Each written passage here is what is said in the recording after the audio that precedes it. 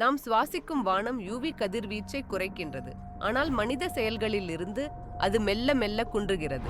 பூமியின் ஓசோன் பரப்பில் யூவி கதிர்வீச்சை பாதுகாக்கின்றது. இது 15,040 கிமி உயரத்திற்கு உள்ளே உள்ளது. மனித செயல்கள் ஓசோன் பரப்பை பாதிக்கின்றன. யூவிபி மட்டங்கள் அதிகரித்து சரும புற்றுநோய் மற்றும் கண்புரை அதிகரிக்கும்.